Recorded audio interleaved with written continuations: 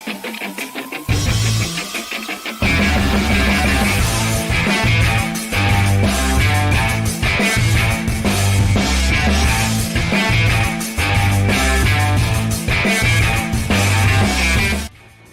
is up, RotoGrinders? Dean here. Dean 7894. Want to get all technical? Joined today by Stevie TPFL on a Thursday afternoon, talking some baseball. It's a 6-gamer, kind of a baby slate. We got crunch time coming in around 12:15 on the East Coast, so almost an hour. Plenty of time to knock out this 6-gamer. We have all the lineups, Stevie. All the lineups are in, with the exception of the game in Coors, which happens at 3:10 on the East Coast. That one's not terribly surprising. Sandy Alcantara taking on Tanner Gordon. But every other lineup has dropped. Weather should be good. I just went ahead and dropped that in chat. See if just Kevin Roth will be on later. But weather, we should be pretty clean. It's a green yellow in Tampa. We know about Tampa and their pop-ups. Straight yellow in Kansas City. Nothing yet to freak out about. If anything changes, weather is fluid. Roth will be all over it for crunch time. Also, it's green yellow. That's the Dodgers later on tonight. That is I think it's a 4-gamer later on this evening. I don't think it's a very big prize pools, but if you're playing the late slates, keep an eye on that. But, green, yellow shouldn't be much of an issue. Stevie, happy Thursday. It's not just Thursday, Stevie. It's a Fleet Thursday. I don't know if this is your first Fleet Thursday, but get excited for Fleet Thursday.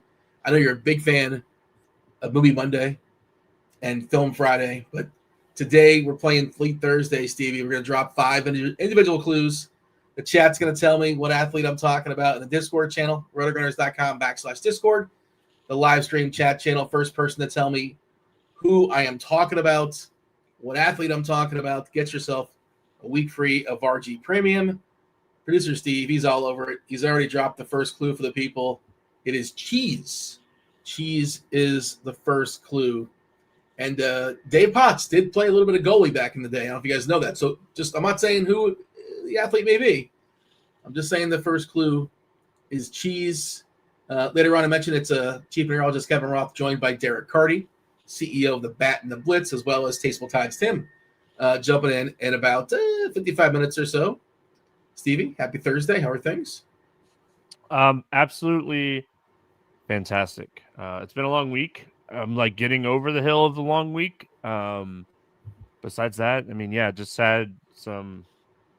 Man, anybody that has kids, when you have both, if both my younger kids were sick this week, it's just absolutely exhausting. And but not here to complain, here to talk some baseball. Excited for this little smaller slate. Day baseball always makes me happy, and the Red Sox are playing, so that makes me happy. So it's an interesting one for sure. I can't wait to hear some of your thoughts about it as well.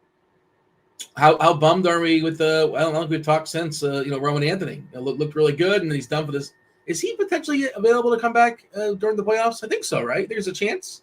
There's a shot. I think. The initial reports of it was oblique, and they didn't really it was 4 to 6 weeks, but they didn't really say how long it was going to be. But as a Red Sox fan, I'm just super excited about future in general. You look at all the young talent this team has, and it's they're kind of rebuilding from the ground up, kind of, and Garrett Crochet was a huge pickup for them, and I'm excited about the future for the Red Sox for sure. Yeah, a lot of people not too long ago were really bummed about the Devers thing, and maybe they take that money and apply it to some free agents in the offseason. Who's the other rookie? That's the other rookie that got hurt. Not Anthony, but the other guy that was also a pretty big prospect. We haven't seen in a while. Why am I forgetting his name? Campbell, but Mayer was the other one that Marcelo Mayer got. Yeah, he got hurt. Remember, don't forget about Cassis is hurt, so he should be back next year. Oh yeah. They have a lot of young talent with Campbell, Cassis. Cassis, I don't even think Cassis is that old, right? I think he's 27, 26, 27. I think he might be a pending free agent, though. So I think he got hurt at the wrong time. He tore his leg up, right? He blew his knee out or something. I think he comes back, though. I think they're kind of assuming he comes back, unless they go out and get a big first base, because I don't think Nathan Lowe was the answer. But no. We'll see. I feel they opened up some money with the Devers deal, and I didn't hate the deal personally, but yeah. Okay, so Casas is not a free agent until 2029, but his arbitration year starts next season. He's not getting paid much now, $774, relatively speaking. Yeah, so and he's just 25, so hopefully you'll get him back soon enough. Yeah, a lot of power there for Tristan. All right, 6-gamer. It is a 6-gamer today. Tarek Skubal. I wrote today in the survey, Stevie, like the distance between Tarek Skubal and the next pitcher on the slate it's like you've seen it before our time. Secretariat, remember Secretariat? Yeah, you've heard of Secretariat. Yep. 31 lengths, won the Kentucky Derby. Like that is the distance. Tarek Skubal and whoever is the second best pitcher in the slate. I don't know who you want to call it. Do you want to say it's Chris Bassett? I guess you can. It's been in the past Sandy Alcantara, and of late, Sandy's kind of woken up. Maybe it's Luis Castillo, whatever's left of him. Not what he once was.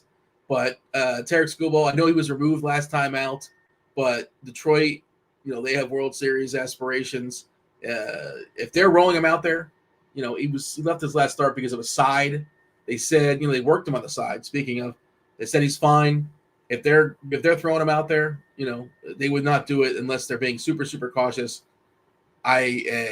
There's no world where I'm not playing Skubal in every single lineup I make. It's just he's so much better than everybody else. I know weird things happen all the time in baseball. He's the best pitcher on this slate in any category that's meaningful. The highest K rate, the lowest walk rate, the lowest ERA, the lowest Sierra, anything you think of. He's the best.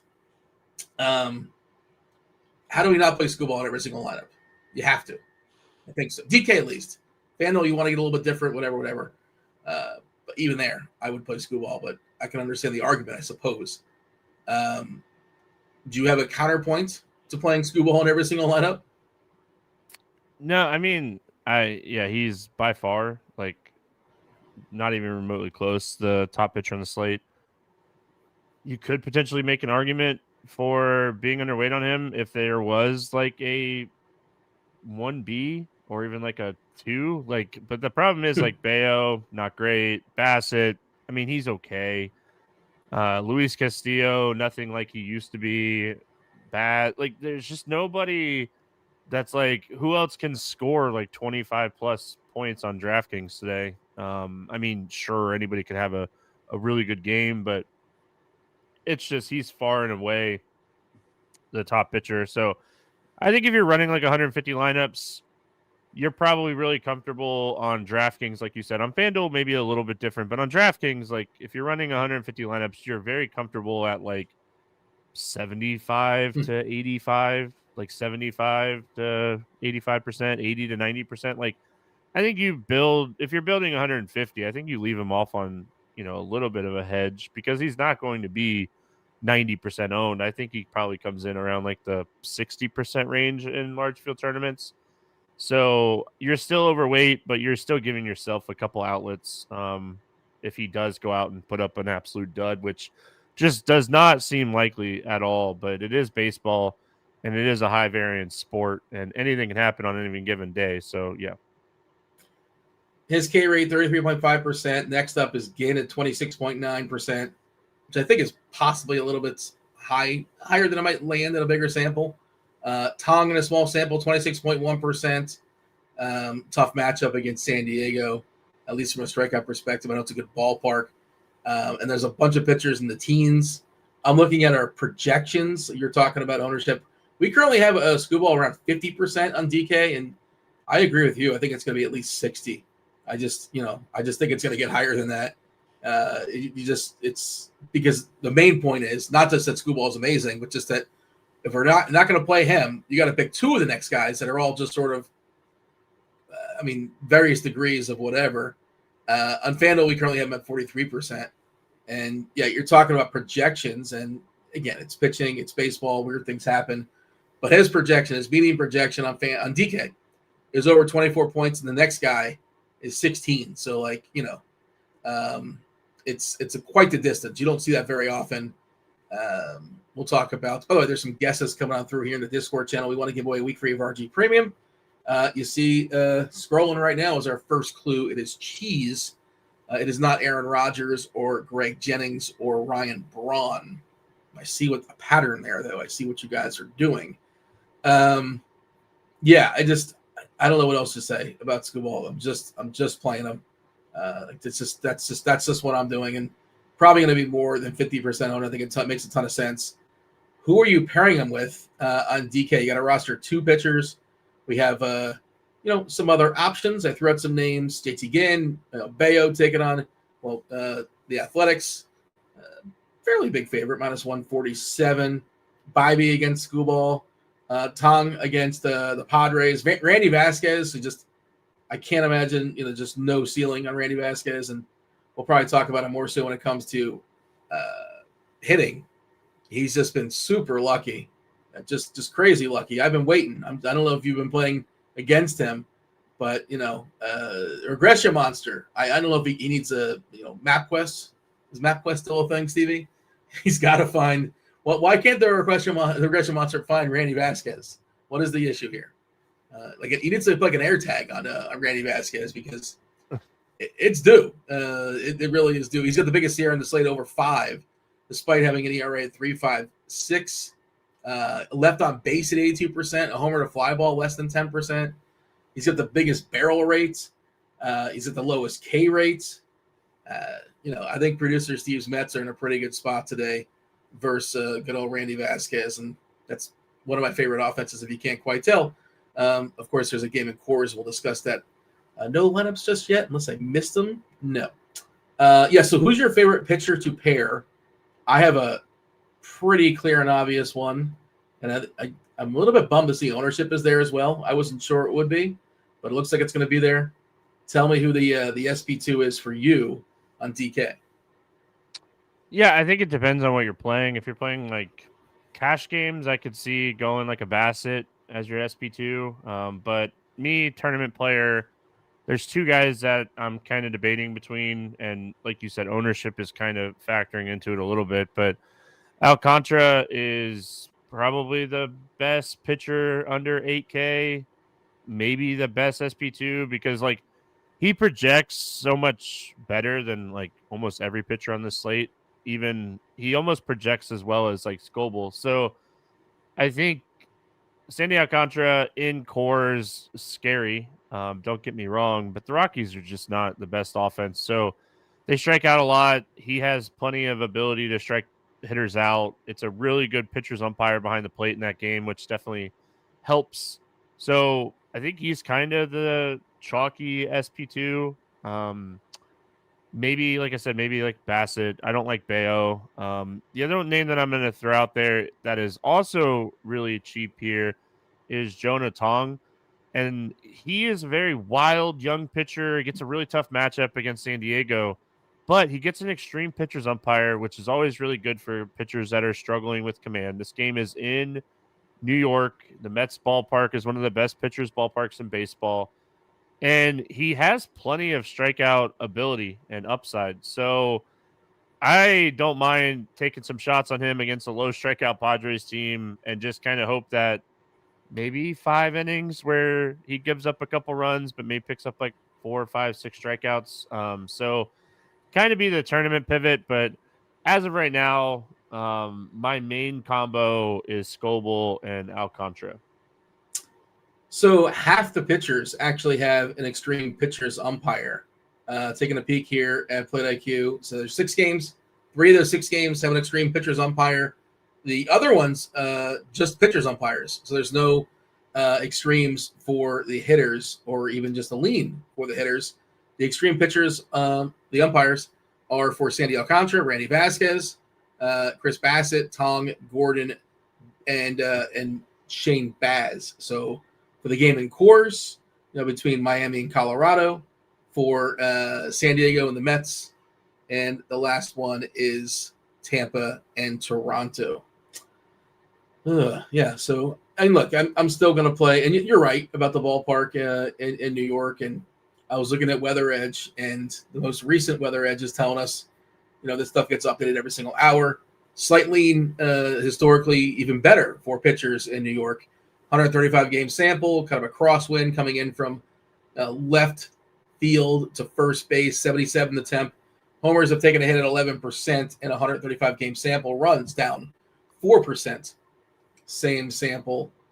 For what it's worth, slight bump in homers in a 181 game sample in Detroit. The wind is blowing out slightly, ever so slightly toward left field, but runs essentially the same. Boston, pretty neutral as well in a 151 game sample, essentially, neutral. Kansas City, slight bump for homers, a little bit around 10%. We got a slight breeze out to left center at 5 miles per hour. We know that is a terrible ballpark for homers as is. So hit a few more, and that number is going to jump up. Not a great ballpark, but a little bit better than it typically is. Big dumper Kyle Raleigh going for 55, 56. And pretty neutral in Colorado. 69 attempts, slight breeze coming in. Big sample, 200 games. We did see a slight increase in runs and homers, but nothing really to get excited about. Hit that like button. Do subscribe. Do turn on notifications. You guys are hanging out in the YouTube. We appreciate those that are still grinding away with us the last couple weeks here of baseball. I was talking to somebody else about the baseball season. I feel like there's not much left to be decided unless are there any like really, really tight? I mean, sure, you're going to have something as far as the wild card stuff will probably come down to the wire. But I think maybe I'm wrong in saying it's like the Cy Young, the MVP, that's all done. That's all basically spoken for at this point. What is left for the regular season suspense wise? I think the most winners, as far as division winners, that's essentially done. Is there just like no suspense this last 2 weeks of the season? Am I missing something? I feel like you're missing something for sure. I mean, the AL East, I think, is really still up for grabs between the Blue Jays and the Yankees. I think the Red Sox kind of out of it. And then the AL West is like Houston and Seattle are battling, and like Texas is still within like, they're only 5 games back. And then there's one other one. Oh, the NL West, right? The NL West, the Dodgers, the Padres. I think the Diamondbacks are kind of out of it now for the West. But I mean, and then like you said, the wild card race is in the NL is very, very close with like the Mets, the Diamondbacks, the Reds, the Giants, the Cardinals. They're all within like I think 2 or 3 games. The AL wild card I don't think is as exciting. Cleveland, Texas is right there on Seattle and Boston, but it's definitely anything can happen with Seattle and Cleveland. Like what Cleveland's like 9 for the last 10, right? Yeah, they've been on fire. They're talking about it in chat. I think it was actually, I don't know if you saw it, Nikola Jokic. The Joker is in chat saying Cleveland is rolling. So I don't know if he was saying that in reference to maybe we shouldn't play skee-ball. By the way, Nikola, hope your horses are doing well. Hope all is well with your horses. Did you see Nikola win a race over the break? He gets super excited over his horses. But that's probably not the real Nikola. I mean, if it is, great. Good for him. Thank you for joining the show. But all right. Oh, second clue. Let's not get behind here on the clues. Second clue for the people is light. Cheese and light. Get that Discord channel and give me the answer to today's Fleet Thursday. If you're making 150 today, Stevie, let's say you're making 150. I know you're not. You're like me. You're not making 150. You're concentrating on just a few lineups and just sort of like hand building and all that. But who's not in the pool if you're making 150? Who's out even for 150? Like, give me the names that are just not making it. Tanner Gordon wouldn't make it. Kolick wouldn't make it. Vasquez probably wouldn't make it. Luis Castillo is someone I've stayed away from for the most part this year. His strikeout rate is it's dropped. I think it was like 3 or 4% since last year. So he's out for me. 21.2%. Yeah, I mean, I think realistically outside of that, I mean, you can make an argument for Bayo, Bassett, Baz, Bybee, Tong, Ginn, Alcantara. So yeah, if I'm making 150, I'm eliminating Gordon, Vasquez, Kolick, and Castillo. I think I agree with all that. I think so. If you get a pinch or a sprinkle or 1 or 2% of some of those guys, but yeah, pretty much. I do agree. Still keeping an eye on the lineups. Yeah, I guess we're talking about still 4 hours away, right? Marlins and Rockies. So don't be surprised if we do not get lineups here on the show. This is something you want to be on top of it. The game starts 2 hours into the slate. So, don't make plans without running away without seeing those lineups just yet and also it's day game after a night game, day game after the night game. So sometimes you get a goofy iteration, and it's also two teams that are just done. They're checked out. So you might get some weird things as far as the Marlins and the Rockies. Marlins biggest total on the board, 5 and change, and some respect for Sandy, just 4.35. Also because the Rockies stink, but yeah, the thing with Sandy, obviously he's been overall, it's been a bad season. It's been massively disappointing. Former Cy Young winner, but just looking at last 30 days in Plate IQ, the Ks have skyrocketed 25.6% as opposed to the 19% of the season. The walks very much in check, 3.8%, 144 ISO, 244 WOBA. He's just been awesome, and also getting a ton of ground balls. Like that's when he's in a groove, when he's throwing strikes and getting ground balls. That is once upon a time a super elite pitcher, and looks like he's closing the season pretty strong. And despite the fact that it's in cores, you're getting a pretty good discount as far as the price. It's not caught up with its recent form. So that is my pairing. And then you talked about Sandy as well. I know it's kind of the obvious pairing. I think Sandy's the obvious SP2. And I wouldn't mind playing him on FanDuel if you want to open up some salary there, but I would mostly try to just get the Screwball and just move on. Okay, Stevie, anything else as far as pitchers? Shall we talk about our stacks? Shall we talk about our tiers? I mean, let's do it. I don't think that pitching on the slate is like Scoble, like we've said. Scoble way down here, everybody else. And that's why I'm just kind of paying down for Alcantara and Tong. I did not want to disturb you, or this is early in the morning, so I made this last night. Did not consult you as far as today's list, but I did kind of build it around Stevie in some vague way. NFL season started. I know some things about you, Stevie. We've talked a little bit over the years. I know you're a Dolphins fan. I know the Dolphins are playing the Bills tonight, and I have friends that are Dolphins fans. I'm from South Florida, and people are talking. I'm not sure if you heard word in the streets. A certain coach might be on the hot seat in South Florida. So what I did is I power ranked NFL coaches most likely to be fired. So most likely to be coaches, but most likely as far as coaches to be fired. And Stevie, you know who's number one, right? You know who's the number one hole, I imagine. Yes. Yeah. Coach Mike McDaniel. I like McDaniel for what it's worth. I know he's divisive for some people, but probably if nothing else will be a great coordinator somewhere soon enough. But yeah, the 0-2 Dolphins, Mike McDaniel is number one. Brian Daboll for the Giants, somewhat surprising that he came back this year for some people. He's 0-2. Brian Callahan, new quarterback. We'll see if it sticks here with Cam. Scuffling out the gates. I put him in the 3 hole. Of course, a couple coaches in 4 and 5 that are pretty comfortable. Kevin O'Connell seems like be a coach on the rise there for Minnesota. Certainly some issues there with McCarthy. Carson Wentz probably not helping things out, but that also lowers expectations. He'll be starting this week. And then Andy Reid just feels like he'll be in Kansas City for as long as he wants to be, I think. Probably retires there. Any issues with my lists? How do you feel about McDaniel? I have friends of mine saying, I want the Dolphins to get annihilated tonight on Thursday Night Football, and then Friday, that's it. McDaniel's gone. And I don't know, they're not going to replace him with anybody. It's like they're not going to be good all of a sudden, but it's like a statement thing because he lost a locker room or whatever. Do we want McDaniel gone? Is that something we want, Stevie?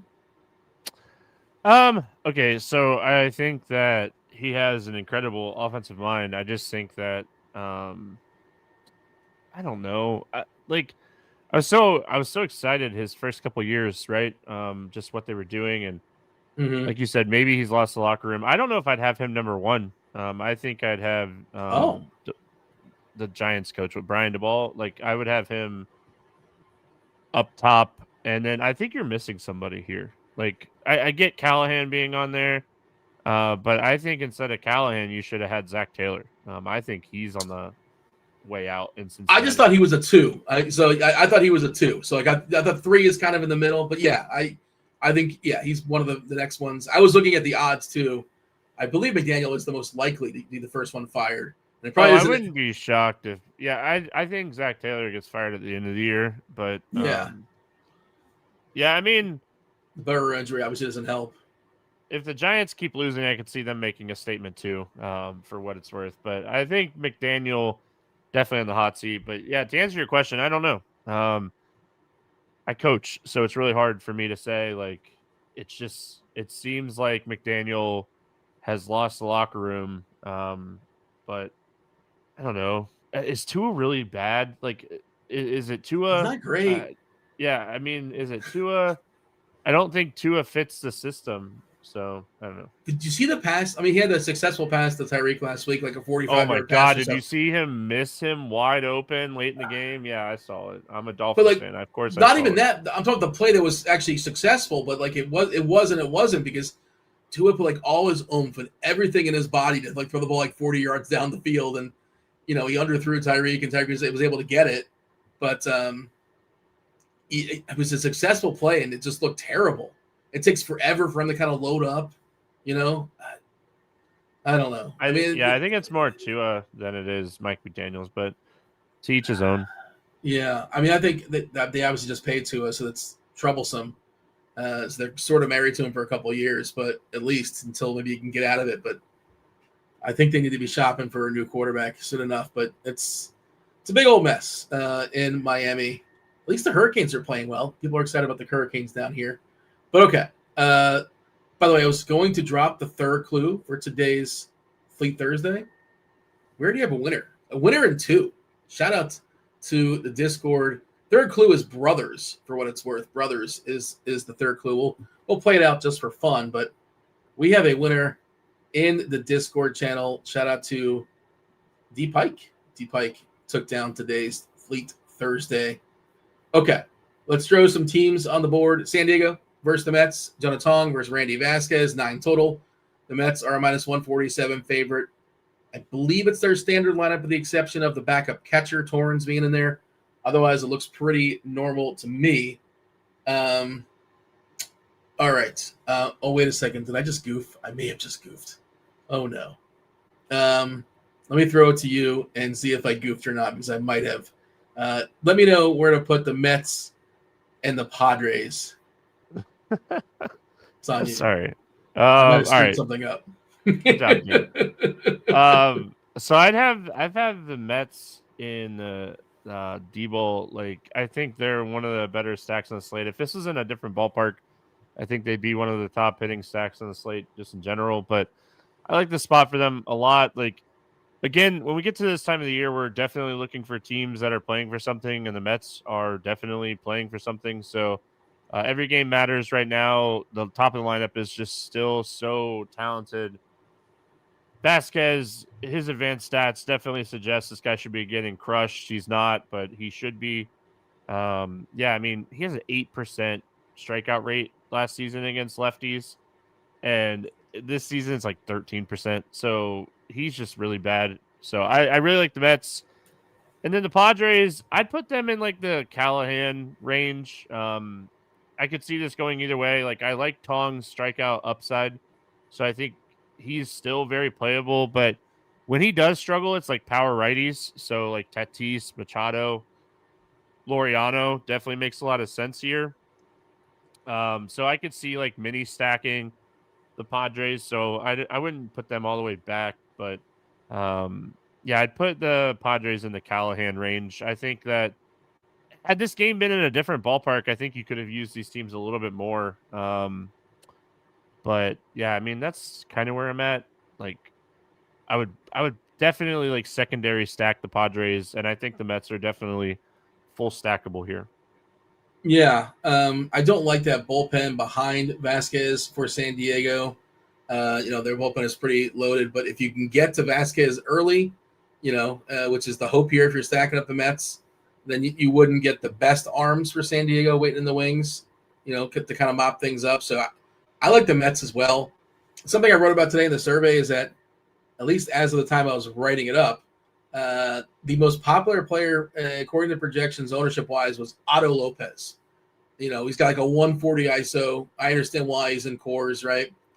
But I just thought I want to get away from Otto Lopez, because if he's popular, like, everything is relative on a 6-game slate.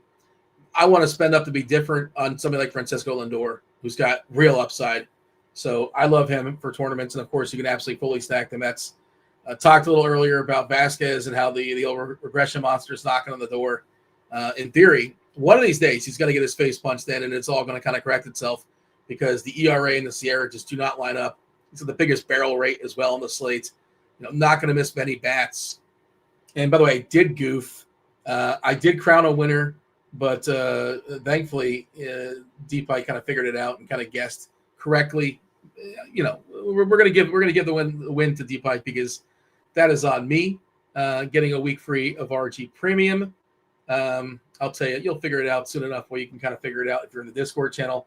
If you're still playing along, we'll drop that fourth clue as problems. We'll play it out just for funsies. Cheese, Light, Brothers, and Problems. Those are the first 4 clues.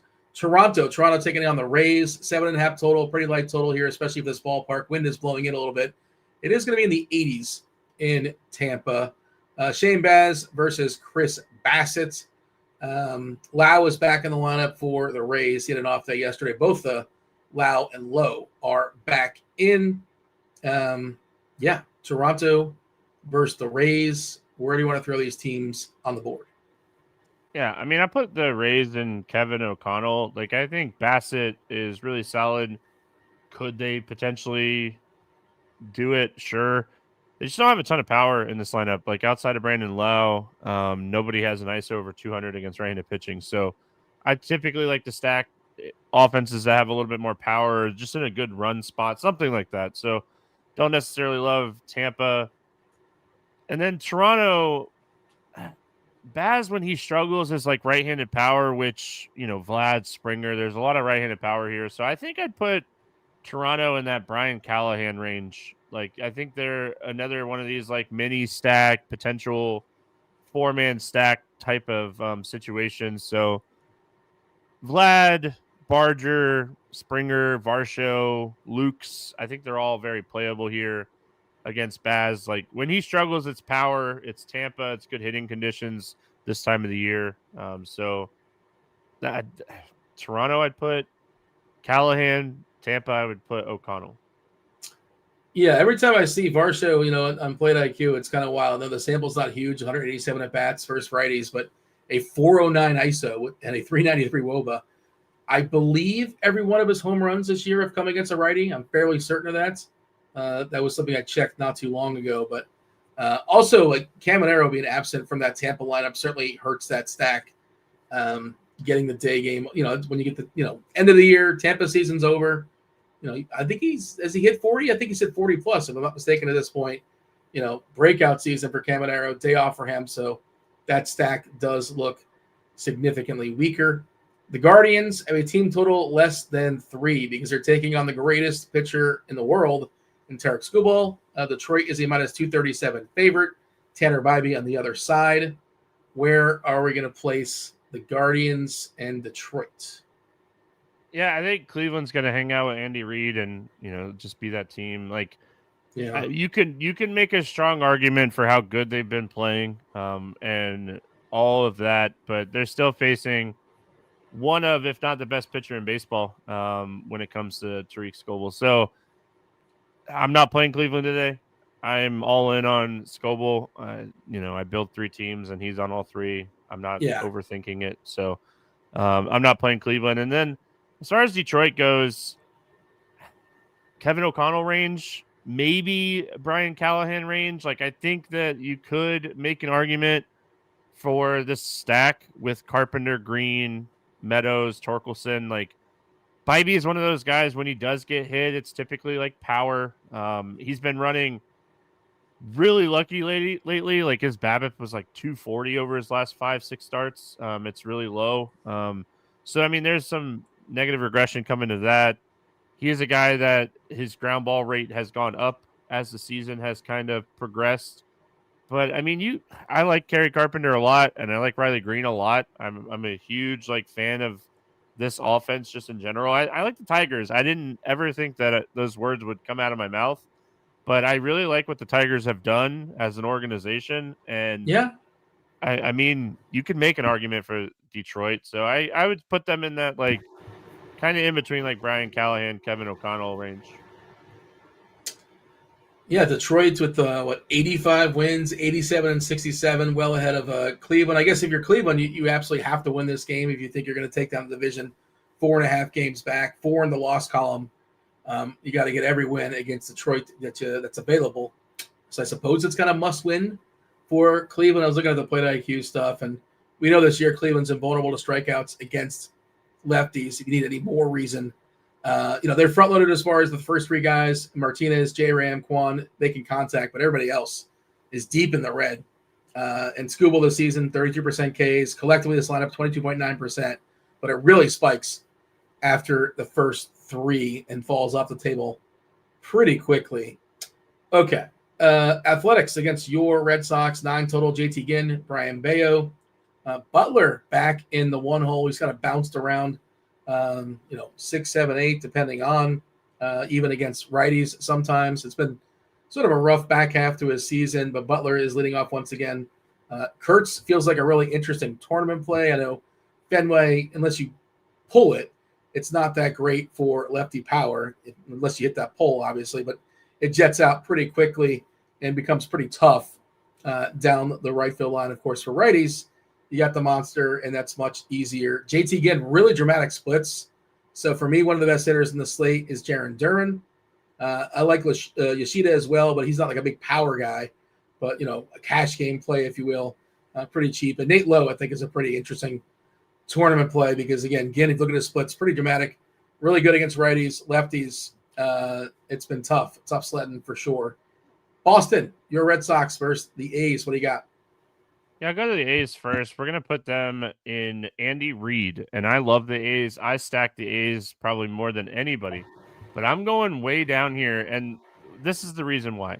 Brian Bayo is not this guy that's going to go out and dominate you, but he has a cutter, sinker, changeup combination. Throws those 3 pitches it's like 80% of the time, and he generates so much like soft contact and ground balls that it's so hard to stack against this guy because he's getting ground balls, he's getting soft contact, he's not getting barreled, and it's just really hard to even this offense where I love this team. Like I said, I love stacking Rucker, Kurtz, Soderstrom, Butler.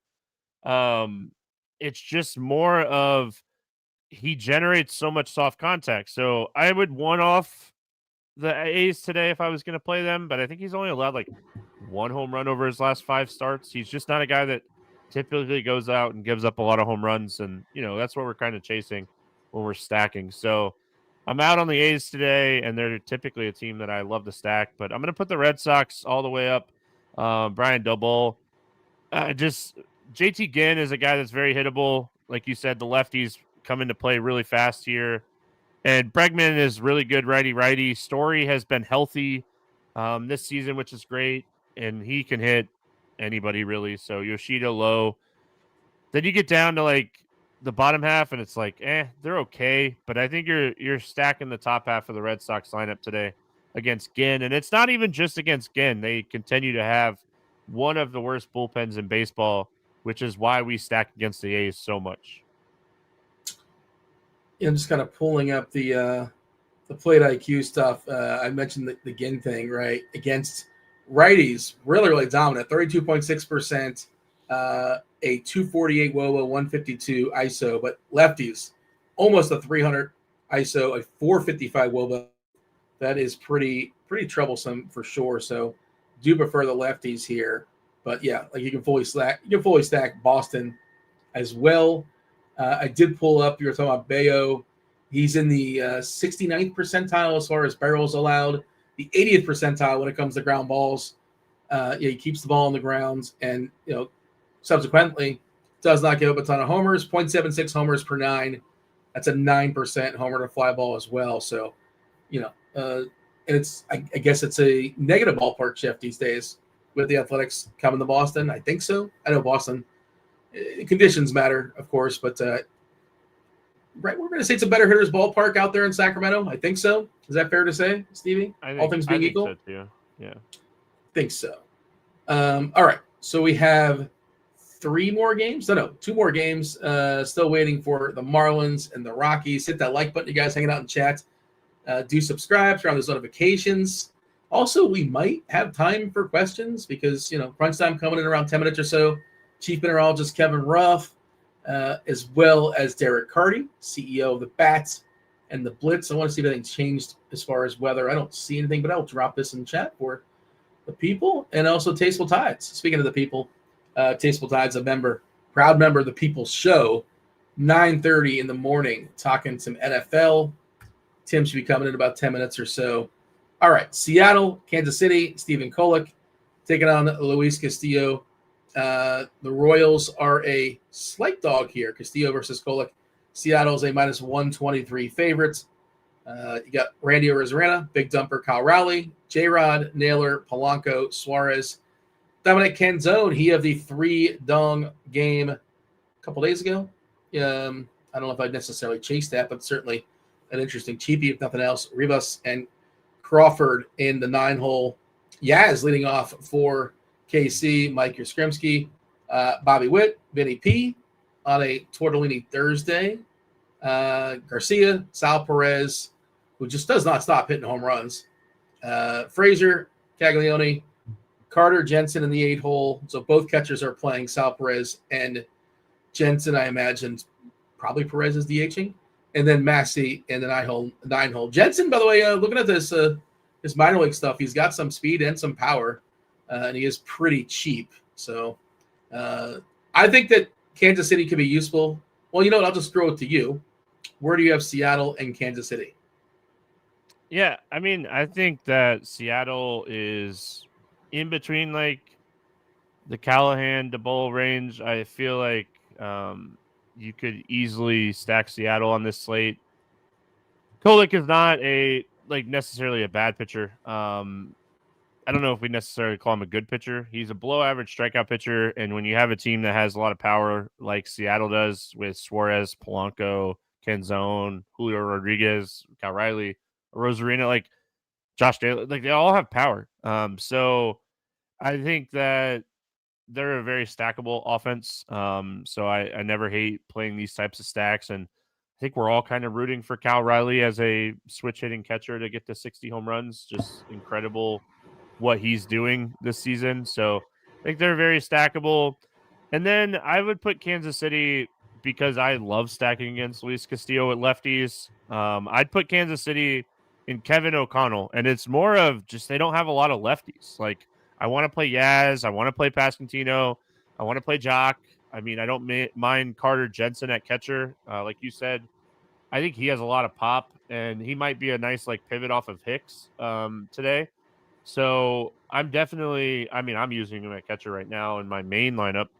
So I put Seattle and Callahan and Kansas City and O'Connell. I like the lefties a lot for Kansas City. So if you want to play 2-man stack with Pasquantino, Jensen, or if you want to add in Yaz and make it a 3-man stack, you definitely prefer the lefties against Castillo.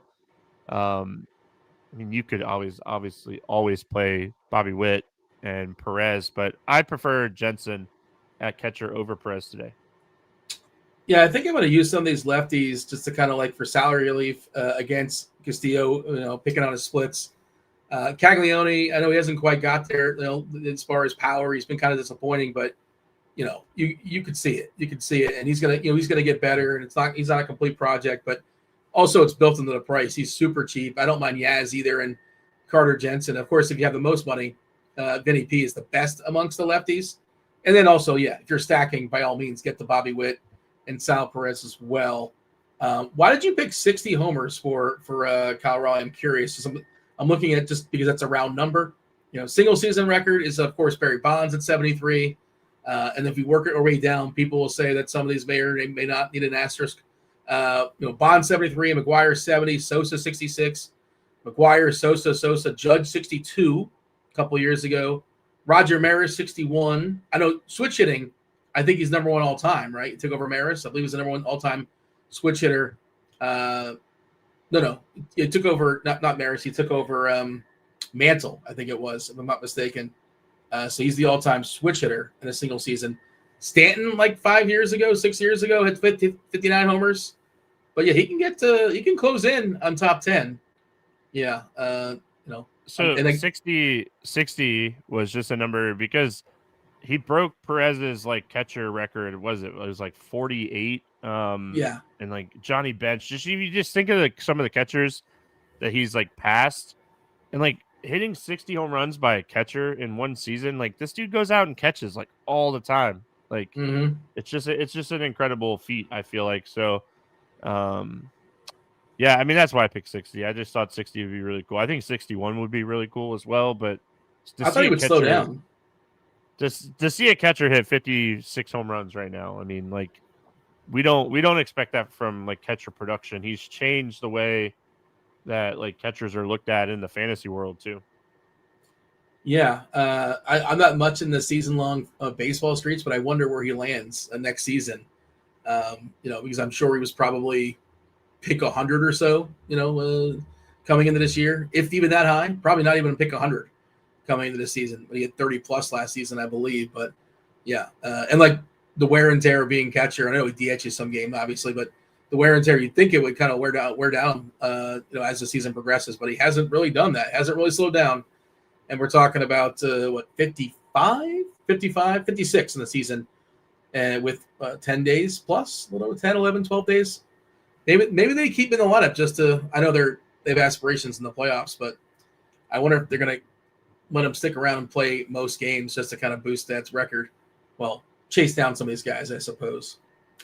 All right. By the way, the last clue is scrolling. It is bigger. We already got a winner for today's Sleep Thursday, but if you're playing for fun or professionally, it is Cheese, Light, Brothers, Problems, and Bigger. I will explain how we got our winner after we talk about this last game of the slate. Last game of the slate, biggest total, the Marlins and the Rockies. Really, those inept offenses? Well, they're in Coors Field, and we know what Coors Field does. The Marlins are the biggest total individually on the board at over 5.5 against Tanner Gordon, Sandy Alcantara. We've already talked about him glowingly of late. Not necessarily afraid of this Rockies lineup. He's been in spectacular form. No lineups just yet. Keep an eye on this because game is not kick off until 3 hours or so. Where do you want to put the Marlins and the Rockies? Nobody just yet, Stevie, in the Mike McDaniel tier. And the Marlins, they know, they're not too far. They're neighbors with Mike McDaniel. So maybe, I'm not trying to lead the witness, but maybe they might sneak in that one hole. You tell me. Yeah, I mean, the Marlins, I think, are the top stack on the slate, and I think you built this whole board just for Mike McDaniel to be number one and Miami Marlins to be number one. So I don't know if you did it on purpose, but that's what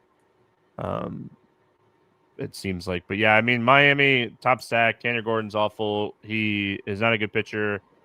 They have some of these young hitters they've called up, and they have a little bit more upside than this lineup just in general. So they're not overly expensive. It's really easy to play Marlins Scoble. So if you're playing Marlins Scoble, I would definitely try to get different with my secondary or one-off stacks here. Again, I think Kansas City is a good way to get different with like your secondary stack. I think Seattle, Toronto, San Diego, like those are good secondary stacks to get different with. And then as far as the Rockies, just because like Alcantara's ownership just continues to kind of shoot up, I'd put them in the Brian Callahan range. I think that you could definitely, get different on the slate and stack the Rockies against a popular Alcantara. So I like Alcantara. You and I both agree that like his price is too low and he's very playable today. But if he's not pitching well, this could be a spot this team works out. But he's just kind of gotten everything fixed that was struggling with earlier this season. His walk rate over his last 6 starts is like 4%. Strikeout rate's 25.6%. His ISO's down. His WOBA's down. Like everything that he was struggling with earlier this year is just kind of fixed. And we see that sometimes when players come back from injury, it takes them a little while to kind of get command and, that kind of stuff back. So, yeah, I mean, a guy that we typically would pick on for walks, he's fixed it. This lineup strikes out a ton, even in this ballpark. I think Alcantara is one of the better pitchers on the slate. But if you want to build a couple of hedge lineups and stack the Rockies, no one's going to talk you off of it. I think that going Scoble with like Bassett and Rockies is a good way to be different on this slate. All right, let me go ahead and recap the board.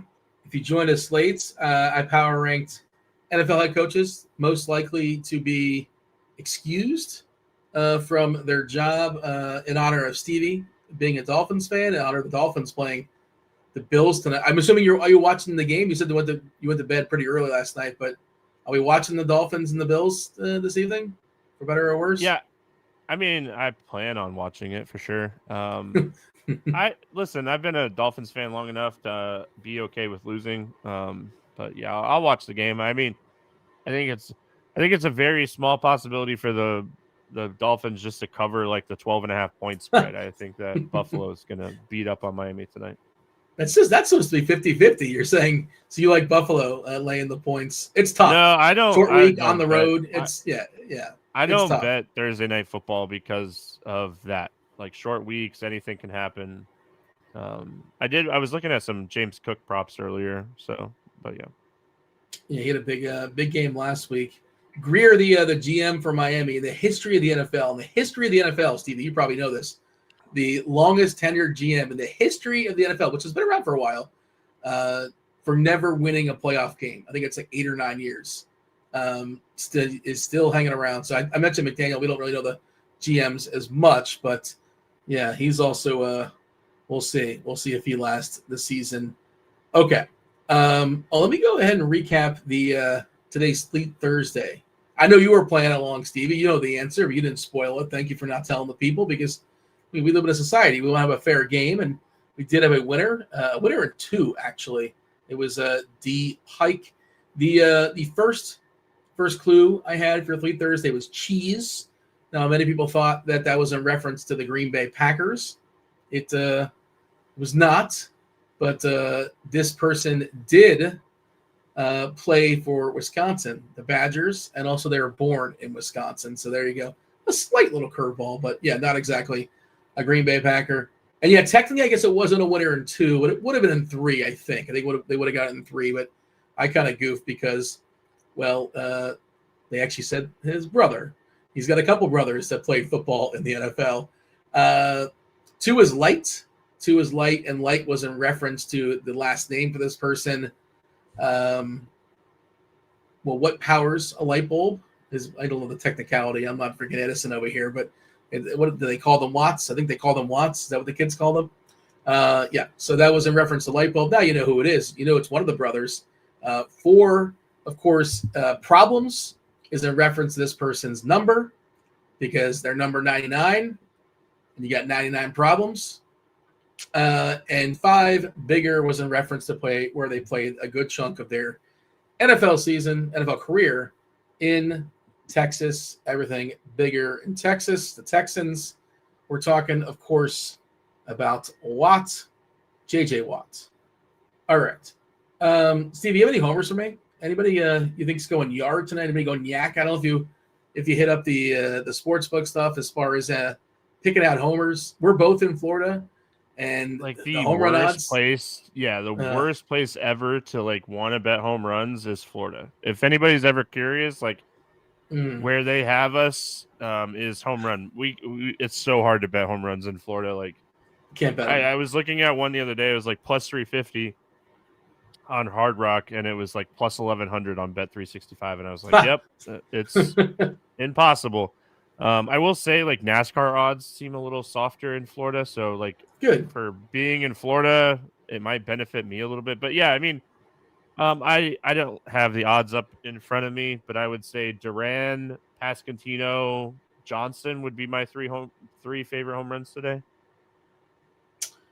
How is NASCAR? Is NASCAR in on hiatus right now? I feel like I haven't heard much about it, or is it going on? I don't even know. You know, I'm not in the NASCAR streets. Are they racing? Yeah, there's 7 more weeks left. Whoa, okay. Are they in the playoffs? Yep. Or no? Okay. Yep. Didn't know this. Yeah, shout out to those still grinding NASCAR. But their season start. Oh yeah, their season. I guess there's an off season, and then their season gets rebooted right around Super Bowl. Is that correct? Yep. The week after is Daytona 500. So Daytona is always a week after the Super Bowl. Are there any questions in chat? Alan wants to know. We talked about Sandy Alcantara, and he's actually asking Tim. Tim will be jumping on here in a second. I know Crunch Time's getting fully assembled as we speak. Kevin Roth coming on here in a second, as well as Derek Carty, CEO of the Bat and the Blitz. But how do you? I mean, what are you doing with your salary? Alan wants to play Ginn and Alcantara together. Just every expensive bat, I guess. Basically saying no to Scooble. You certainly can if you want to. I get it. How do you feel about Ginn and Alcantara as a pairing? Ginn and Alcantara? Yeah. Get a Met stack. Pretty easy. Get anything you want. I mean, okay, I'll say Alcantara, sure. I don't particularly like Ginn. I think the Red Sox are like I said, I think they're one of the better stacks on the slate, so I don't think I will play Ginn, but I mean, he does have plenty of strikeout upside. He does have plenty of strikeout upside against righties, but yeah, I don't know. Sure, I guess. Go for it. If you have any other questions, throw them in the Discord channel. If you want to get bumped to the front of the line, rotogrinders.com/Discord. The live stream chat channel, that is the place to go if you want to get first dibs. That's where Kevin Roth will be on here in just a second. Do want to mention before I throw out the Roth, we're talking about NASCAR. NASCAR is a la carte. You want NASCAR content, you got to hit up Stevie through RG. But NFL DFS, of course, that access that season is full in effect. We're in week 3 here. If you want to get more bang for your buck, Combo Pro. The Combo Pro, that's the way to do it. I assume you like baseball. If you're hanging out here, you probably like football. There's a Venn diagram. For a limited time, you can get your first month of Combo Pro for just $79 and change, and that covers all the other sports. College football, baseball, basketball, hockey, NBA, WNBA, PGA, MMA. Just $5 more. Again, $5 more as opposed to NFL DFS a la carte. So get yourself a sub. Get yourself all the tools. The SimLabs, Lineup HQ. We're always referencing Plate IQ, the articles, Dave Potts' articles, rankings, expert survey. Too many things to mention. All the bells, all the whistles, the optimizer. Okay, they are fully assembled. Crunch time is here. We have TastefulTides Tim, Derek Carty, CEO of the Bat and the Blitz, as well as Chief Meteorologist Kevin Roth. Let's do it. Let's seamlessly segue right to crunch time. Right.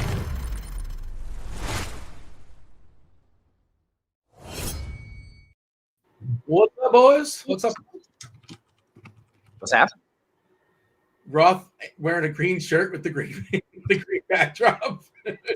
Yeah, I didn't really, I sat down and the green screen was down, and then I pulled it up, and then I looked. I was like, damn it, I did it again. Thankfully, I'm not. If I was using the green screen, this would be a problem. It would key over me, but it's just there as a prop, so we're good. If you turn it on, you could be like a floating head. I think that's something. Yes. If you feel like having some fun.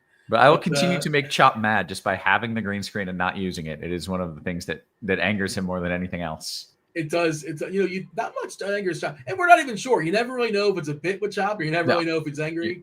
He's got to be a spectacular poker player. I can never read him. I do shows with him twice a week, and I'm still never quite sure if he's right. You may actually be his best friend, and you still have no idea. Yeah, I don't know. I have no clue. All right, Stevie. Anything else before we step aside and make way for crunch time? No, I'm good. Good to see you guys. Roth, always a pleasure. Tim, what's up? Derek? What's going on, Stevie? Spiffy. What's going on, Stevie? Hey, I'm here, man. I'm here. Roth, I hope your kids never get hand, foot, and mouth. I'll just tell you that. Both boys have it, and I'm wearing glasses so you can't see the red in my eyes because of lack of sleep. So I pray you never happens to your kids, Roth. Been there, done that, and hopefully never again. But I know the struggle, man. So best of luck to you. Whew. So good to see you guys. I'm out. Dean, always fun, and I don't even have anything to make fun of you today. So I'll is just that say properly named? Is big foot and mouth? What is that? I mean, we dug into that. Is that the name? Hand, foot, and mouth. Hand, foot, and mouth. It's a rash. Hand, foot, and mouth. All right. Yeah, it's not fun. Is it a combination? Is it one? Is it all three, or it can be all three? It can be. It can be all. Both of mine had it all three. Like they have rashes. It's. All right. Have a good one, guys. Yeah. All right, Stevie. Appreciate y'all watching. Hit that like button. Do subscribe. Turn on notifications. I'm going to step aside and make way for Kevin Roth, Derek Carty, TastefulTides Tim. Roth, it is all yours. Good stuff. As always, welcome to it. Ladies and gents, I got some hand, foot, and mouth for you. Take your hand, hit the like button, or take your foot and put it in your mouth. This is crunch time. I don't do that. Don't, isn't that a thing for like being silenced? Put your foot in your mouth. I think it means shut the hell up. I think it means like you misspoke. You said something you shouldn't have. Yeah. All right. Well, you get the point. Hit the thumbs up, hit the like, or take a hike. What's happening, everybody? It's crunch time with two of the sharpest minds in the industry. Derek Carty, creator, inventor, and CEO of the Bat and the Bat X Enterprises in the house. What up, Carty? I don't know how. I mean, you're coming in hot today. You've got this like aggressive, like whole vibe going on. Hit the like. I don't know where it came from. I don't like it either, or I don't know either, but I like it. So yeah, I'm doing great. I'm pumped up. It's like when the coach gives the pregame speech and he's just like fired up. That's how I'm feeling right now after that. Yeah, I'm not usually coming in mean. It's not in my nature, but today it happened, and I'm all right with it. We got TastefulTides. How much coffee do you drink, Kevin? I drink zero caffeine in my entirety. All right. Yeah, no caffeine in my life. Because if I do, I get real hyper, and it's scary. TastefulTides in the house. You seem like a coffee drinker, sir. It's cold where you are, and you have a beard, and those two things make me think you enjoy coffee. I am not a coffee drinker, actually. Oh shit. Yeah, I consume no caffeine as well, but I feel like that's obvious with me. Whereas you, I assume you drank like 5 Red Bulls in the morning. So yeah, it's a natural energy. Derek Carty, also not a coffee drinker. I believe he prefers a specific tea imported from Japan. These are very rare tea leaves that he gets loose leaf imported from Japan. Is this true or false, Carty? This is mostly true. I wouldn't say they're very rare tea leaves, but I am specific about the type of tea that I like to drink. Yes. Mostly true. We're going to take that. Guys, it is good to see you here. Somewhat early here, 11:21 Central Time, the Lord's time, the proper time. And we got a slate of baseball, a day slate of baseball going on. We do have some limited weather concerns, chance for a delay in Tampa, but not a very good chance. Just play whoever you were going to play. And then I think a better chance of some sort of issue in Kansas City. I do think the game will play, but I don't know if it's going to rain and they'll play through it, if it's going to rain just as they start and they delay, if it rains halfway through and they get an in-game delay. I don't know. And we're frankly just too far out to know. These afternoon games, you're just going on what forecast models say. And spoiler alert, forecast models are wrong all the time. So we'll see. I've got it as yellow. That's it. That's what I've got. With that out of the way, let's talk about the slate itself. Kind of catching up. Mystery Relevant says we've got 130,000 viewers and only 30 likes. If you're watching the show right now on a Thursday, you are clearly a hardcore grinder. You love RotoGrinders, so obviously you should be hitting the thumbs up. It's a good point. If you're hanging out at this time of day, you're probably a RG diehard. Hit that thumbs up for us. Carty, let's talk about some of the pitchers. We have Tariq Skubal on this slate, and Tariq Skubal is really good at baseball. Yeah. Seeing the Guardians, really pretty solid matchup. He's expensive, but he's totally worth it from a cash perspective. And Tim, I'm going to leave the rest to you. So we got one. I mean, that's pretty much the slate begins and ends with Mr. Skubal here. So after him, Carty, do you just play him, or if he's coming in at like 95% owned, is there a world in which you do something crazy? There's definitely a world where you can do something crazy. I don't think 90% owned. I think he's coming in closer to like maybe like 50 or 60. Yeah. So it actually, I don't think it's terrible to play him in tournaments if that's what his ownership is going to be. But you can certainly fade him too, because that is still the majority of the field. Yeah. After him though, like everybody else projects, not everybody else, but almost everybody else projects like almost exactly the same. So for me, that means you're playing the guys that are cheaper, the guys that are lower owned, which doesn't look like there's going to be a whole lot of difference in that regard today. And maybe some guys with upside. So for me, it's guys like on the cheaper end, Jonah Tong, JT Jin. I don't mind Sandy in cores, but he's actually going to be somewhat popular. Like he might be the second most popular pitcher on this slate. So maybe I don't like him. If he was going to be sneaky, I'd love him, but I think everyone thinks he's going to be sneaky and he's not. Yeah. You know, Tong, Jin, Tanner Bybee, Bassett and Bello are more expensive, but they're certainly in the mix there too. So is Luis Castillo. And I think I named every pitcher on the slate that is viable. Oh, and Shane Baz. Shane Baz is viable too. Yeah. A bunch of people in the chat saying Alcantara is the guy, the SP2. Let's kick it over to Tides, get his SP2. Alex says Scuball and Alcantara in cash. Tim? Well, I'd actually like Derek to answer that question. Would you play Alcantara in cash, Carty? I don't think I would. The only way I would is if I know he's going to be like 50% owned or something, because he is similar enough to everybody else and he's cheap enough. But no, like, I don't think you have to. I don't think he's any better than JT Jin. I don't think he's better than Jonah Tong. You know, Shane Baz, if you want to go up, I do think is viable. You can play him. I'm not telling you like he's your only cash option, because he's not.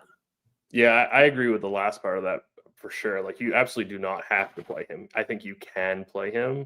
I don't think there's like a solidified must play SB2 today. Mm-hmm. Alcantara in GPPs, I really don't like today, looking at that projected ownership. Like, I don't really want to play chalky pitcher in cores. Like, I'm not saying you have to completely fade him, but I don't know if I, want to like really take an aggressive stand on him and really commit a lot of my portfolio to a really chalky Sandy Alcantara. So if I want to get exposure to him, I'd almost prefer to do it in cash games, just because I think he might be overowned in GPPs.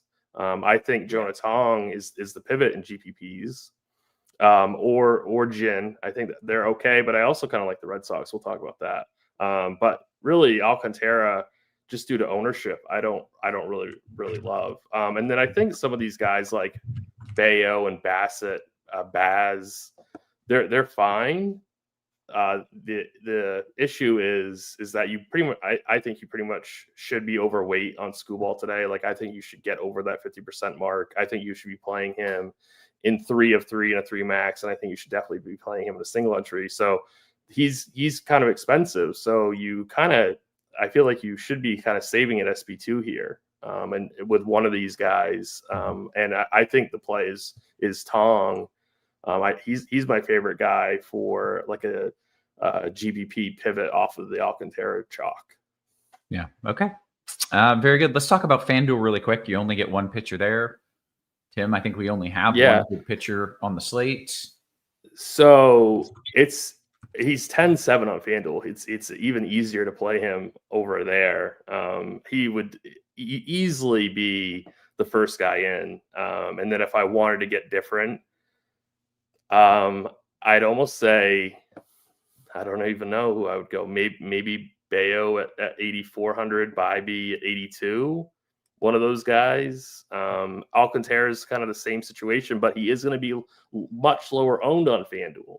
So at 7,400 on FanDuel, he's going to be a much more contrarian play than on DraftKings. So I do like Alcantara a little bit more on FanDuel just because of the ownership. Yeah. Okay. Very interesting. Carty, anything you want to add there on FanDuel? If not, we're going to have Tim run us into some stacks. Not really. Kind of the same general thing on FanDuel.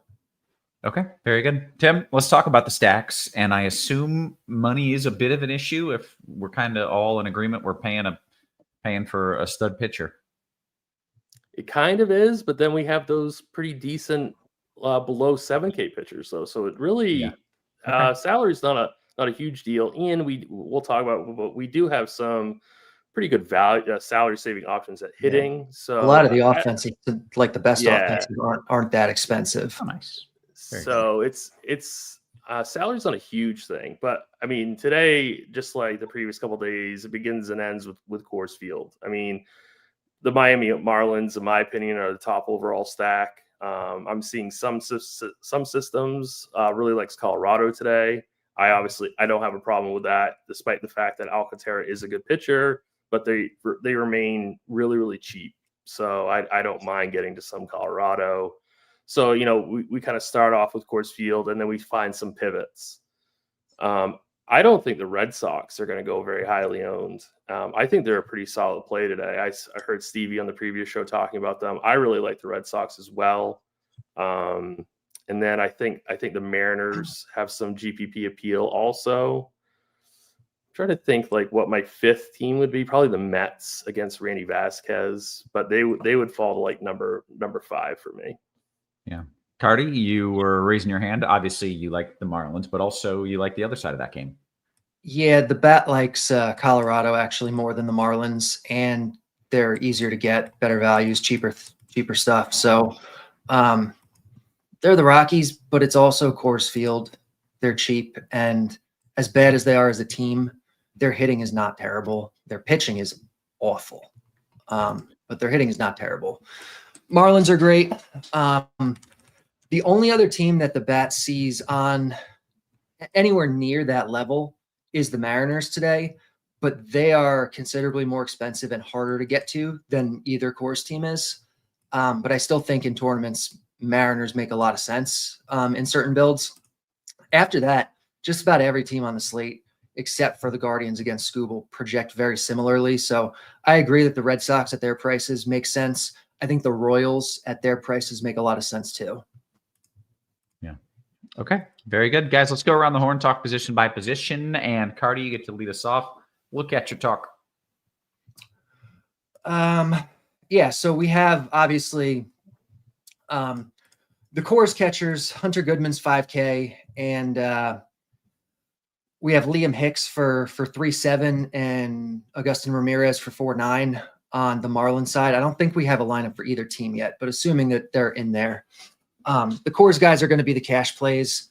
Cal Raleigh is 6.5K, so he's super expensive, but he projects as the best on the slate by a decent amount. Like I said, Mariners project really well today, but they're expensive. So I'm kind of curious to see where that ownership lands. Right now, the bat has him projected for the third highest ownership behind two of the Coors guys. If that's the case, then I certainly like Raleigh a lot here. If you need to save money at catcher, there's not a whole lot, but I mentioned the Royals having good prices. I think either the Royals catchers, Salvi Perez or Carter Jensen for 4K and 3K, I think are fine. And then Boston also, Connor Wong for 2.4 if you're going all the way down.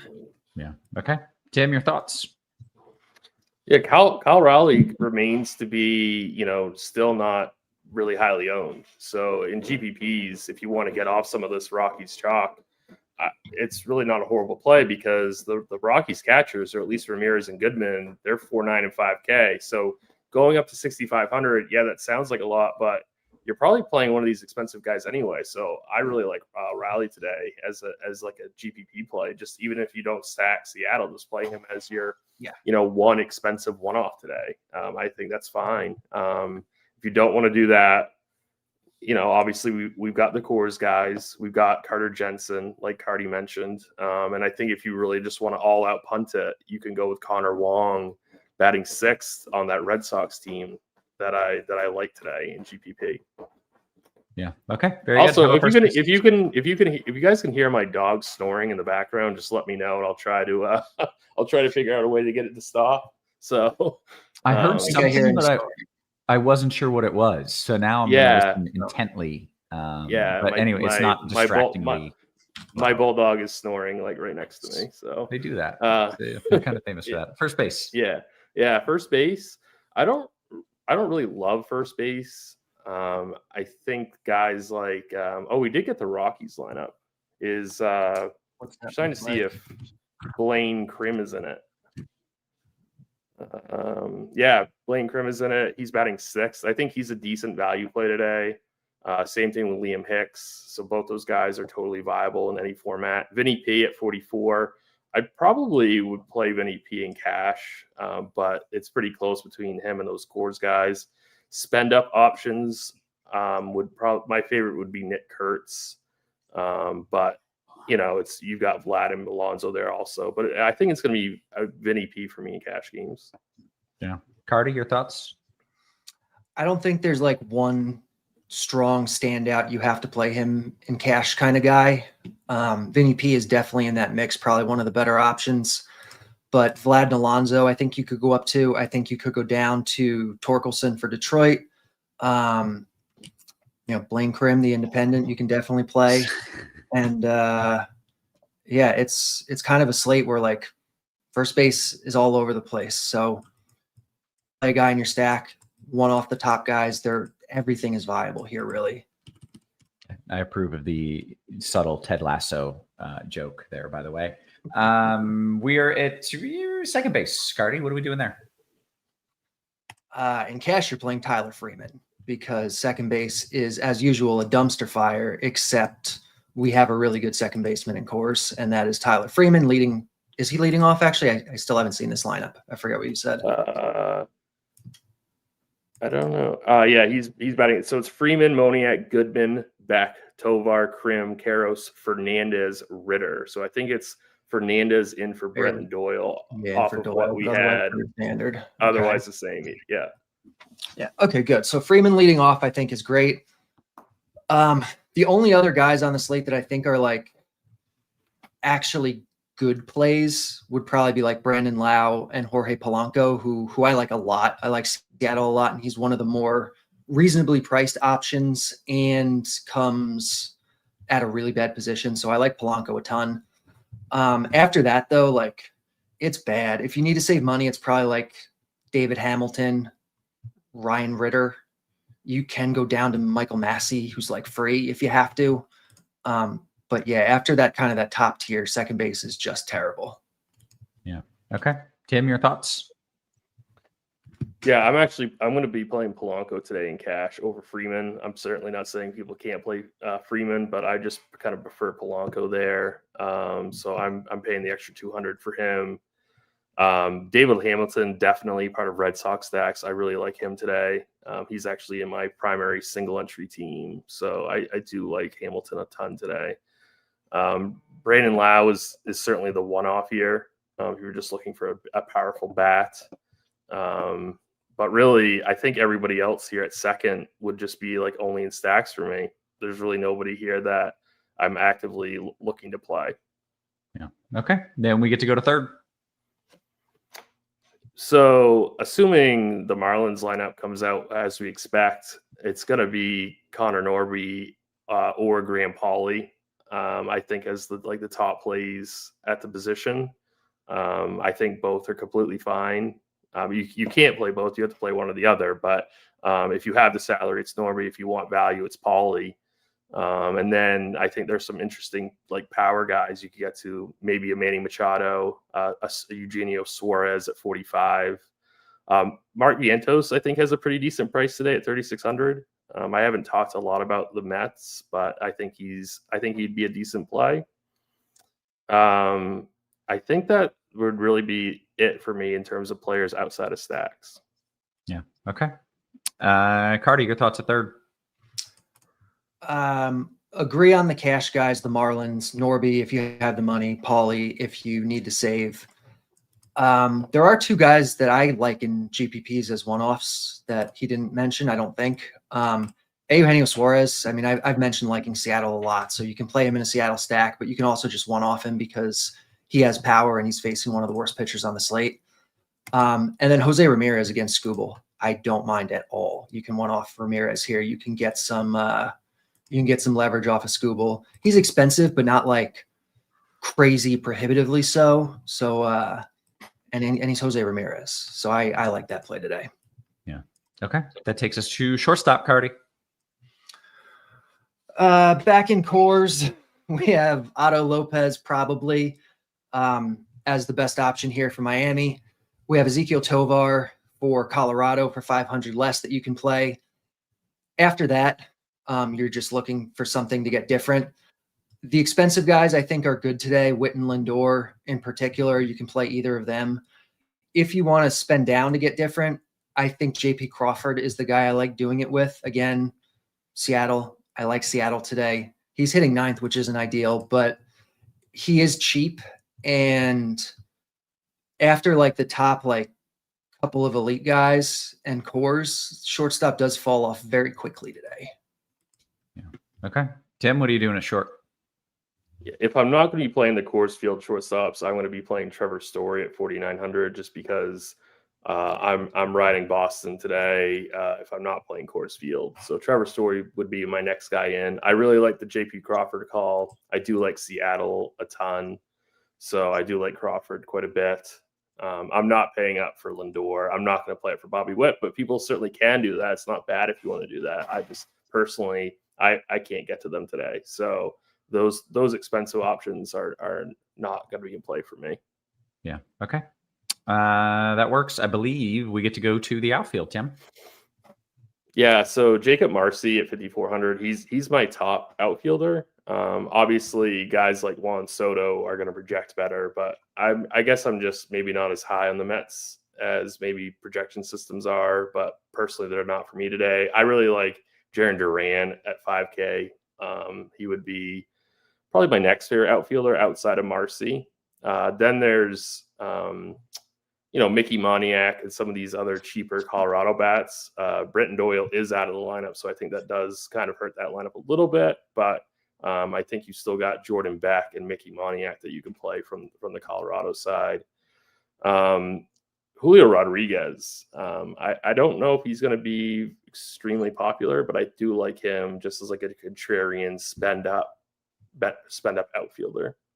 Sure. Okay. Carty, your favorites in the outfield. By the way, we have 30 minutes until lock. I'm going to be honest. I don't know if we're going to make it, but go ahead. Start queuing up your questions if you've got any. It can be about baseball. It can be about football. It can be about lunch. Those are the topics of conversation for today. Carty, what do we like in the outfield? T is also a viable topic. I like T. Thank you. Yes. It is wild to me how well Jacob Marcy projects and how expensive he is. Like, this guy wasn't in the majors until the trade deadline, like a month and a half ago, and he projects as the fourth best guy on the slate, and he's, I think, like the fourth or fifth most expensive too. Like, it's just crazy. He's good. I like the value on the Rocky side better, but you can certainly play him. I like Moniak and Jordan Beck a lot. Tyler Freeman, if you're not playing him at second, is outfield eligible also. I like him a lot. On FanDuel, I think he's outfield only, unless I'm oh no, he's both there too. Other stuff that I like athletic stuff today against Boston, going into Boston, into Fenway. Butler, JJ Bleday is really cheap on FanDuel. Lawrence Butler is, I said Butler already. Butler on both sites, but on FanDuel in particular, at 3K, he's really nice. And then as a one-off for sure, or in your KC stacks, I like Jack Caglianone. Did I pronounce that right, Roth? How do you? Is that? It's just you just kind of undersold it. And Caglianone, just you undersold it a bit. Yeah, got it. Okay, yeah. So him, and I agree with Tim about Julio Rodriguez as either a one-off or in your Seattle stacks. Yeah.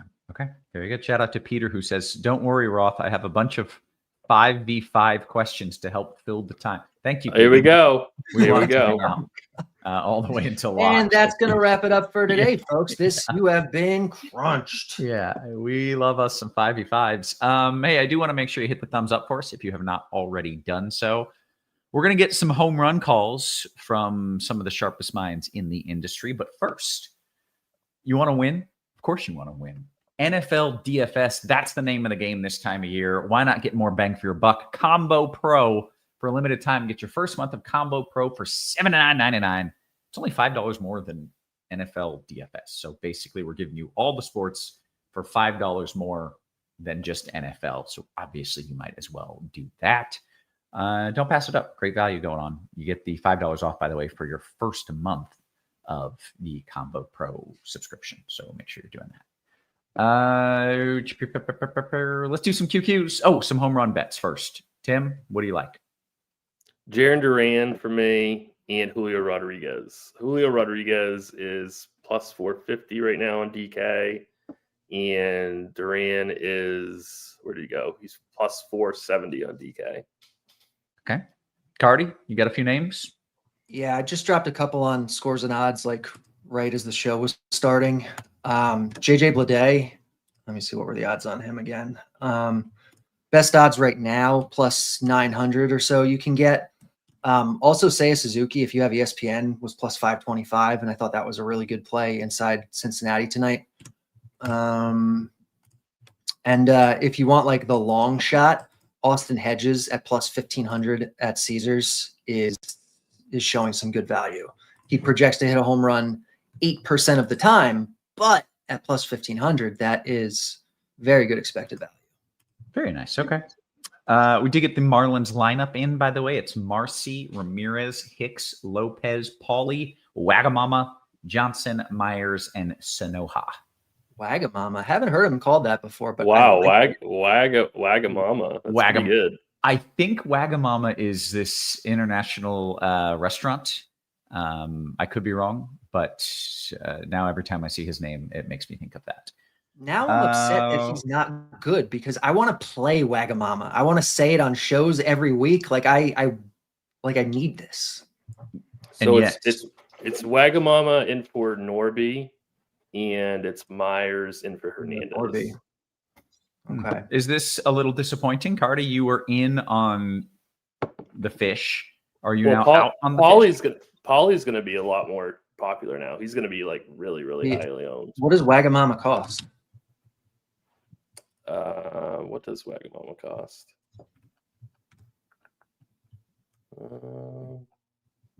He is 42, and he's only first base on DraftKings. So that third base. I was hoping he was going to be like 35 or something. Yeah, he's fine, but no, not what I was hoping. Yeah. Okay. Let's see if we can get some of these QQs knocked out. Hey, Roth, can we get an update on Kansas City? Appreciate you as always. Yes, but I'll look at radar. But the truth is, in these afternoon games, generally nothing has happened. And you're just hoping that forecast models are right about what will happen. And they're usually wrong.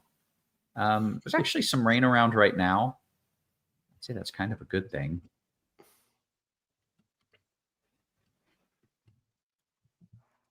Just to, the game is still more than an hour out. Just a chance of a delay. I mean, that's all I've got in that game. I would just play it, and I don't really have a whole lot of detail to add to that, unfortunately. Let's see. 2 questions. Carty, I'll give this one to you. Who are your favorite salary savers on DK Cash, and is there an SP2 you are most interested in DK Cash? Carty? I wouldn't say there's anyone I'm most interested in because I think they're all relatively similar. I would lean towards the cheap end, though. That, for me, would be Jonathan, JT Jin, or Sandy, who I guess is going to be popular. I don't like him as much as the other two. If you want to play him because he's going to be popular, I'm fine with that. But you certainly don't have to play Sandy. Yeah. And then as far as bats go, anything salary save-ish wise that you feel is kind of like maybe 2 names on DK that are like, oh, these are my favorite savers? I think Graham Pauly is definitely going to be in that mix now. And maybe Jack Caglianone in the outfield, I think, is a really good salary saver too. Yeah. Okay. Very good. I'm scrolling up just a little bit in the YouTube here, see what we got. A lot of folks talking NHL. Tides, what is it? A month away? Less? A month? A little less than that. A little less than a month. And that's regular season, or that's when they start their BS preseason? No, that's regular season. Okay. All right. I feel like when you try to look it up on like ESPN, they intentionally fool you. And they don't like give me a clear distinction. I want the real games. I don't want the ones that don't matter. Right. What do you think of the A's, Tides? Not really. They're definitely not my top 5. I know that Fenway's a good park and everything, but I guess I have a little bit more faith in Bayo not to get lit up here. Okay. I'm trying to read this question from Cody. I'm just going to read it as is. Tim, this one's for you. Naylor, Riley, Green, or Rooker, or Riley, Green, straight up. So Naylor or Rooker? Is that what I don't know. I don't know. I don't understand. Cody, reword the question for us. You're kind of blowing our minds with that. And we'll scroll down and try to hit that in a little.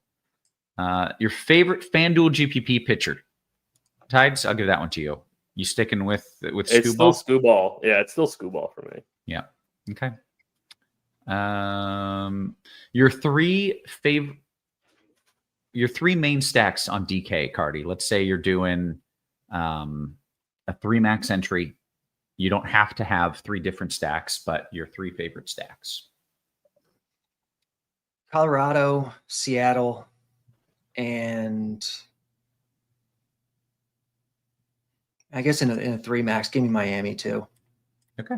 Very nice. I don't think you have to get super weird, especially with the pitching going to be so spread out. Yeah.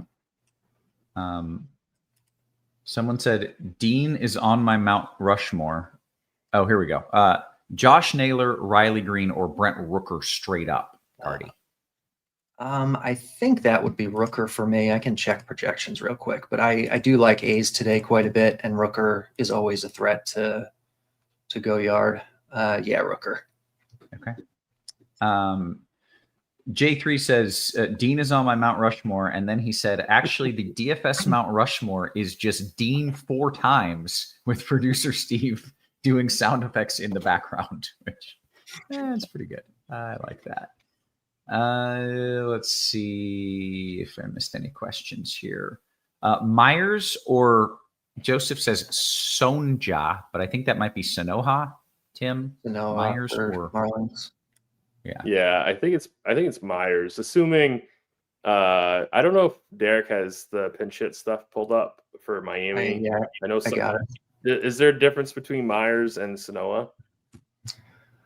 Let me sort it for Miami. If there isn't, no, it's Myers. No, they're both single digits. So I'd go Myers then. Yeah. Carty, your favorite pitcher prop on the day? Pitcher props really weren't looking. I saw one. I saw one. I did put one up, but that line is long gone now. Yeah, I think they made it the free play of the day. JT Ginn under 1.5 walks. I think it was at like plus 140 I don't something. even remember, plus 155 or something like that. He's actually moved up to 2.5 at some books, but you have to pay like minus 180 or minus 190 for it. I still think that's probably fine, but I preferred that 1.5 line that was out earlier.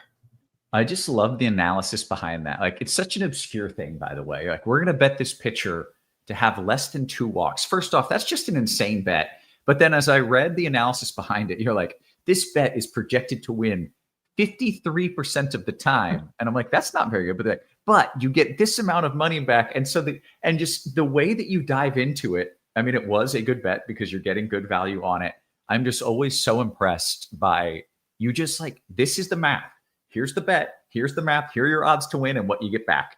It's just clear as day. At the end of the day, that's all it comes down to. You can make a bet that is 1% to win. If you get the right odds on it, it can be a good bet that you have positive expected value on. So yeah, I mean, bets that are only like 50% to win, but they give us like plus 350 or plus 340 or something on. I love those bets. Give me that all. Let me flip 1,000 coins at those odds. Yeah. Yeah. It was, I really enjoyed that random little write-up. So good job as always.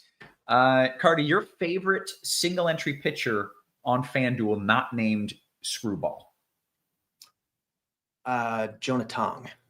Interesting. He's really cheap on FanDuel, and I don't think he's that much worse than anybody else. He's young and good stuff. He's got a lot of upside. Yeah. Okay. Tim, are the Mets going under-owned in a FanDuel GPP from Chili Chill? Let me see if I still got FanDuel Sims pulled up. They're definitely not one of my favorite stacks, but I'm going to go to exposures really quick. I'll go to teams. I'm getting to the third most of them, so I don't think they're going to be under-owned on FanDuel. Yeah. Okay. Carty, can you give us Paulie's pinch hit risk percentage? Did we do that already? We didn't. No. Okay. We did? No, we did not. No. We did Myers and Sonoha. Yeah.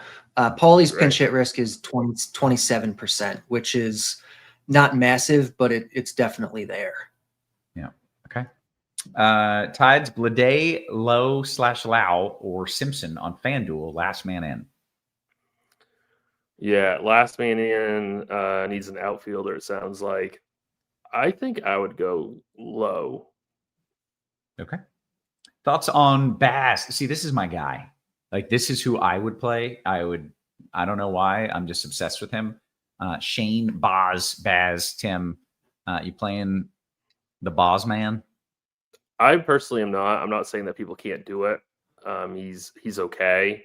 I would just prefer to save money at salary because I don't think he's a ton better than some of these guys that are under 7,000. So I'm just a little bit. I think you're a little bit of an overspend there. Yeah. Okay. He's got a tough matchup against Toronto that just like doesn't strike out. If he was against a better team, I'd be much more willing to spend that salary. Yeah. Okay. Thoughts on Merrill, Carty, on DK? He's not a guy that I'm like going out of my way to get. You can one-off him in tournaments because he's, one of the better outfielders in the league, but there are a number of guys that I prefer to him today. Okay. I got a question from Alex coming in. Tim, I'll give this to you. 4,300 left at the outfield spot. DK Cash. It's a tough spot. There are a couple bats to like there. Who is your favorite? 4,300 in the outfield. DK Cash. In cash, I'm fine if you want to play Mickey Moniak. Yeah, assuming you have Freeman at second. If you have Freeman at second, yeah. But if you don't, I would go Freeman and straight up over Moniak. Okay. We got lunch plans, gentlemen. Tim? I don't know what they are. I know that I need to have lunch badly. I'm very hungry. So that's all. That's all I know, Kevin. Can you get a lobster roll for me? I've never had one, and then I just want to live vicariously for you. If you ever came up here, I could show you tons of spots where you can get all the best ones. Dude, it's just also half the time I eat lobster, I vomit, which is why I haven't had one. But that's okay. Half the time I don't. Yeah, I mean, so, that's I like those odds. Right.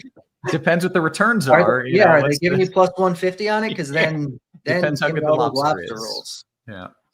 Carty, you got lunch plans? I have some chili waiting for me. Oh, nice. Okay.